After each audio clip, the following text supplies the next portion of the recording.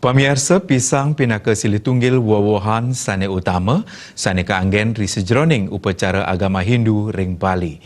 Napi malih nyangre rainan galungan sekali mangkin, jantan pengharga pisang ring Pasar Badung nincap ngantos 50%. Pedagang pisang ring Pasar Badung, Ibu Maya Maosang, indik pengharga pisang sampun saya nincap, dauk rainan Sugian Jawa tanggal 13 Februari kali dasa. Sedurungnya nih makudang-kudang soro pisang, kadol untuk pengharga siu 500 ngantos petang tali rupiah abungkul, nanging yang rainan galungan, pengharga pisang saya nincap makata duang tali 500 ngantos 5 tali rupiah abungkul, aijas pisang makata stiman tali ngantos 1 tali rupiah untuk kata soro.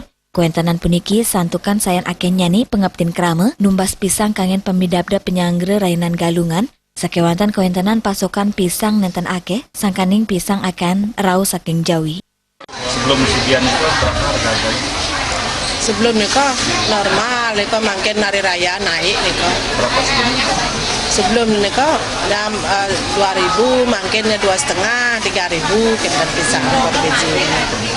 Pengharga pisang ketart kayang mewali deg-deg, sesampun rainan galungan taler pengaptin krama sampun nedunang. Ria Semiwa Indrawan, Bali TV.